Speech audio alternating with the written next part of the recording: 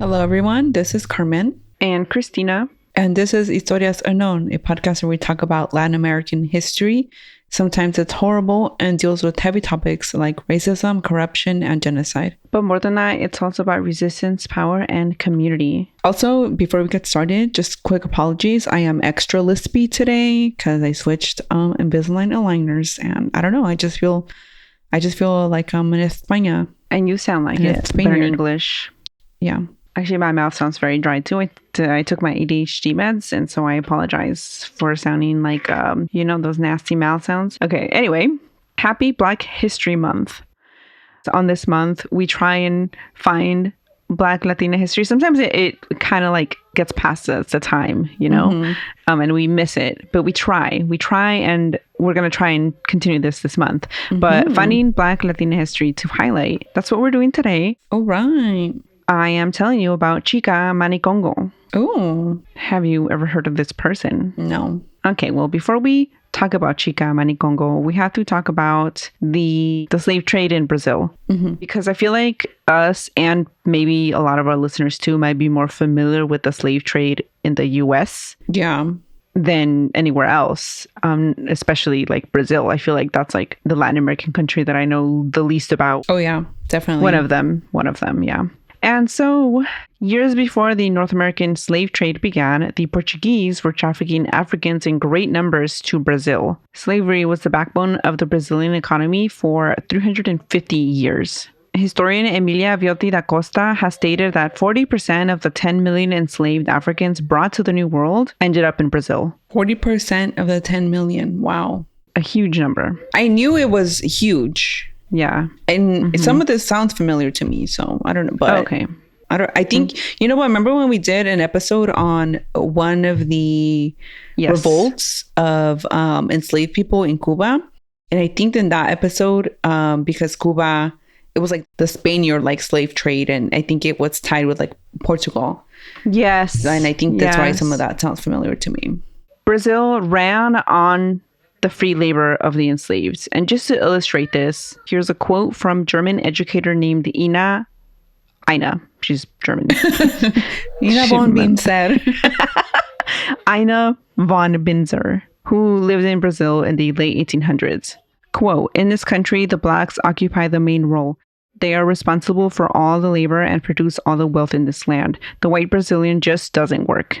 End quote. Oh my God, that sounds so familiar from when we did the Border Patrol series about how the Texan ranchers talked about the Mexicans. Like, oh, we don't work around here. The Mexicans do our jobs.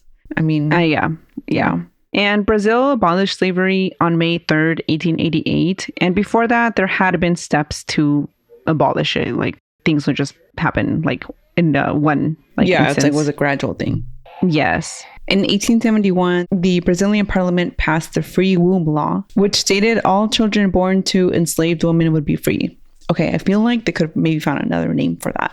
Yeah. Though whatever. But children still had to work for their parents and enslavers until they were adults to compensate the owners. It's like, what was the point of this law? Yeah. Like, this law means nothing, basically. Mm-hmm. In 1884, there was another law that stated any enslaved person over 60 would be freed. And again, it sounds good on paper, but in reality, this allowed enslavers to abandon the person they had enslaved once they were less productive. I can see that. Yeah, it sounds like it would be a good thing, but it's like, no, this just means they get to not be responsible for this person. Absolve themselves, who now has to fend for themselves in their elder age when they probably don't have the same ability to work. Yes, exactly. And to add to that, it was super rare for an enslaved person to even make it to their 60th birthday. The Catholic Church stopped supporting slavery in 1887, and the following year, Imperial Law 3353 abolished slavery and 700,000 enslaved people were freed. It's also important to note that the elite didn't just hand over this freedom, of course. This was a movement centuries in the making, dating back to the 1600s, with abolitionists demanding the freedom of enslaved indigenous. There were mass escapes, revolts, uprisings, and protests over the years. Women also played a huge role in the movement, especially the Ave Libertas Society. You know, I learned about them from this book I was reading. Really? What book? Oh, what's the book called? It was about lace makers and it had like two timelines of back in the day, like 1800s, like maybe It might have been soon, I don't remember. And how they basically escaped like their oppression as women because they were lace makers and able to support themselves. And they talked about fascinating. this society, Ave Liberta Society, who helped them escape, basically. Oh, wow. Yeah. Anyway, it was a group founded in Pernambuco and led by women. In their first year, they achieved the alforria of 200 enslaved people. That's like what, freedom? Yeah, that translates to manumission in English, which means the formal act of freeing an enslaved person. Okay. And of course, as we have noticed, tends to happen, there's still work to be done. People don't suddenly get freed and then everything's okay. After abolition, there were no policies in place to ease integration or to assist the former enslaved to become full citizens. No plans for access to education for them, no access to land or to employment. Instead, the opposite was done and the government installed the policy of branqueamiento, whitening. This was a state-sponsored policy to improve the bloodline through immigration. And what does this sound like? It sounds like the United States. I was going to say Mexico and mestizaje, but yeah. Oh, yeah, it does. Yeah, that's more like it. It's the same thing. Just over there, it was called branqueamiento. But yeah. I mean, they did it here too when they said they only wanted Northern Europeans to immigrate here. Oh, true. My bad. Mestizaje was the forced, breeding to whiten the indigenous, not immigration. So yeah, and that wasn't the same thing as only wanting Northern European immigrants in the United States. No. It was different. Yeah, I see what you're saying. Yeah. Oh, it's like a deliberate whitening of getting rid of a people through introducing, I guess, European white immigrants. Yes. Yeah. Yes. Brazil only accepted white European or Asian immigrants. At the same time, the now freed, formerly enslaved population had no opportunity for new jobs or education, and so many ended up in some sort of slavery still. Mm-hmm. They ended up working for their former enslavers in exchange for food and shelter, not for pay. And this sounds like the South here in the United States too. Yeah. So on paper, things were different, but in reality, the status quo remained. And like we said in other episodes, like our Coca-Cola one, and maybe the coffee one. But this can still be seen today in Brazil. 53% of the population in Brazil identifies as Afro-Brazilian, and yet they make up 2/3 of the imprisoned population, and they make up 78% of the lowest income class in the country. Okay. And so, yeah, now that we have that very brief information on slavery in Brazil, let's talk about Xica Manicongo. She was one of the first to be targeted by the Brazilian Inquisition and a trans woman. Some even say the first trans woman, the first Black trans woman to be known in history in Brazil. Oh, wow. Around when was this? You'll find out. Okay. 1500s. Oh, wow. I don't know when she was trafficked from Congo to Brazil. Well, won't you look at that? Trans people have always existed. That's right. At least today, she's viewed as a trans woman looking back into history and what Xica Manicongo was like. She's also known as Franscisco or Fransisca. She was kidnapped from Congo and trafficked to Salvador, which today is a municipality in the Brazilian state of Bahia, as well as the capital city of Bahia. It's in the northeast region of Brazil and is known today as the center of Afro-Brazilian culture, the hub, if you will. Back then, it was the first capital of Brazil, which was a colony of Portugal. And Xica was trafficked into Bahia in the 16th century and renamed Fransisca. Her real name has been lost to history. And Manicongo comes from Mwene Congo, which translates to Lord of Congo. And this was a title used for the royalty of the Kingdom of Congo. But it's not known if she was of royalty herself, because the Portuguese used this as a last name for all the enslaved that they stole from Congo. Of course they did. Yeah, because they don't care. They did this everywhere. Yeah. Rename indigenous people, rename. So yeah. All the names we have today for indigenous tribes in the United States, it's not their actual exactly names. And the same applies to Mexico, where now people are using the real terms, but the Spanish renamed all of them. Yeah. And so this is the same thing where now they're everyone's Manicongo. It's colonizers are the same everywhere. Right.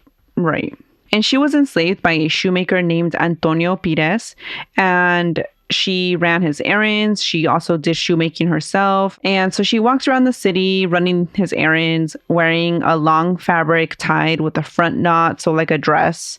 She lived her life as a woman, dressing in what would have been traditional women's wear back in Congo. It's also important to note that gender norms were not as strict in at that time in Congo. Mm-hmm.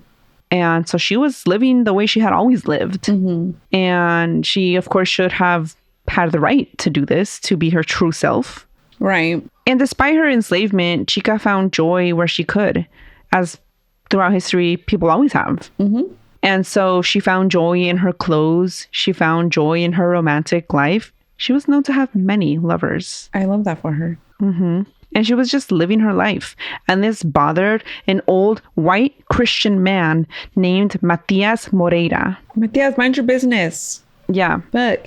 Whenever he saw her walking about, he would go up to her and tell her to start wearing men's clothes. And Xica refused. She kept on doing her thing. And Matias was so bothered, he reported her to the church. And so the Inquisition came. They took her. They accused her of sodomy, a crime that applied to not only the gays, the queer back then, but also to hetero couples. You couldn't do this. Let people sodomize if they want to sodomize. I'm sorry. What is it to you? No, exactly. What does their sodomization have to do with you? Yeah, but no. And this was a crime against the crown, and the punishment was to be burned alive. I'm sorry.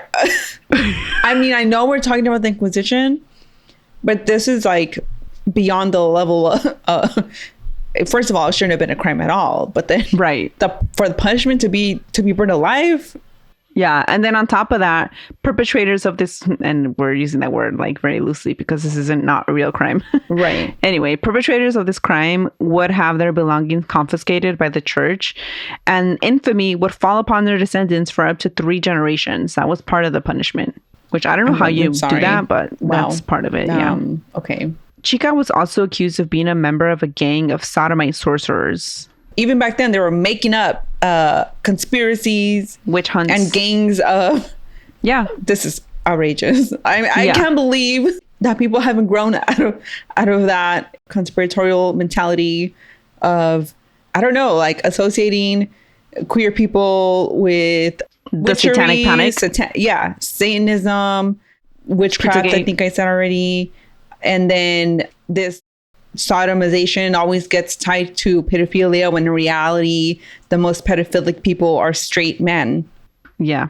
And so, yeah, being accused of being a member of a gang of sodomite sorcerers is worse than just like regular old sodomy. And before continuing with this, let me just say there's another source I read that stated that the punishment for this was not being burned alive, but being exiled for 3 years for men and 2 years for women, plus a fine that was to be paid to whoever reported them.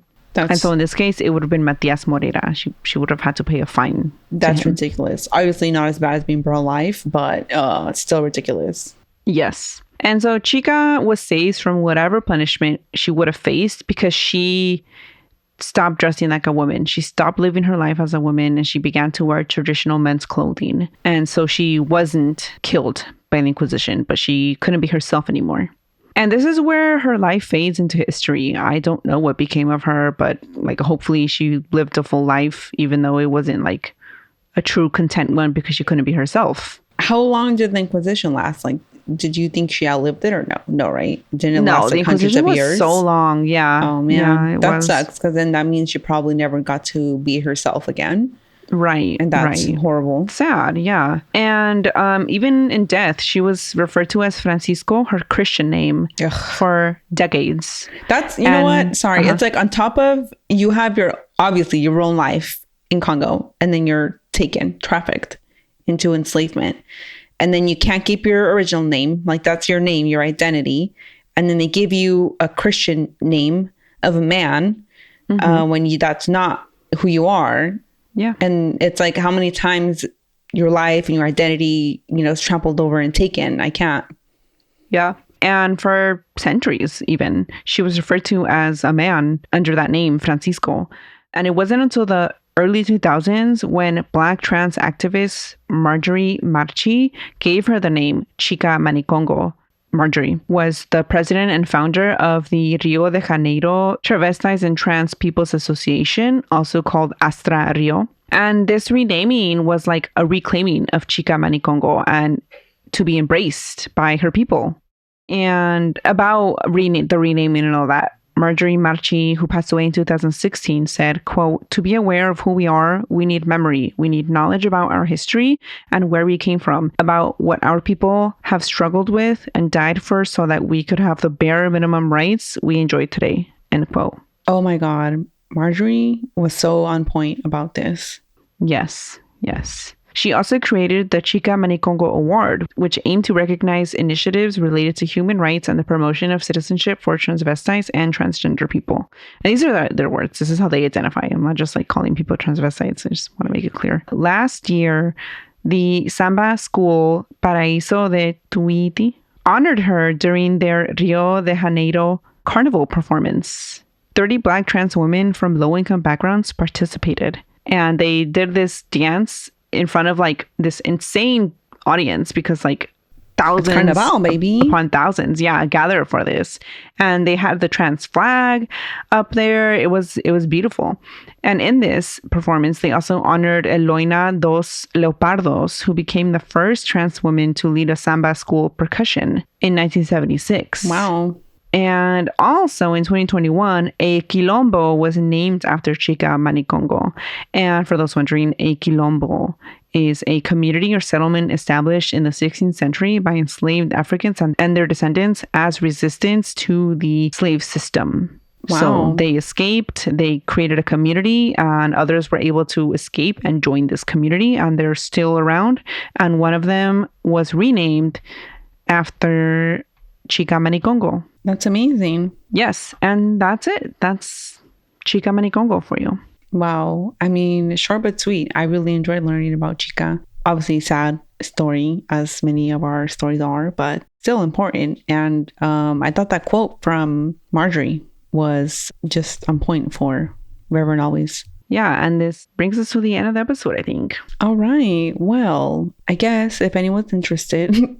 let me promote ourselves for a second here. We have a episode where we yap about the horrors that are happening in our world. Sometimes we have fun and talk about internet drama, cultural topics, I guess, but most of the time it's about the horrors. And we cry, we scream.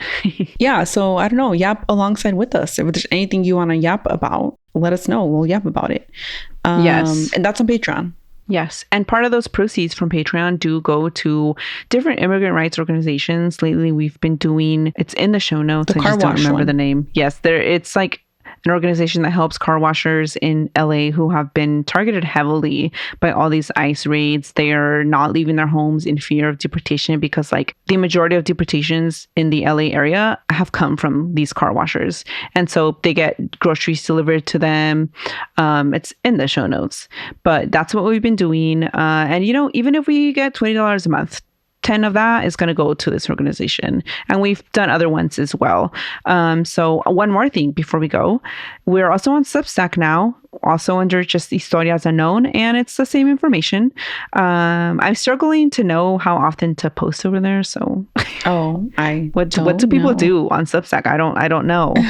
And that's that I like follow some different Substacks. Yeah. So anyway, we're on there if you want another way to connect with us.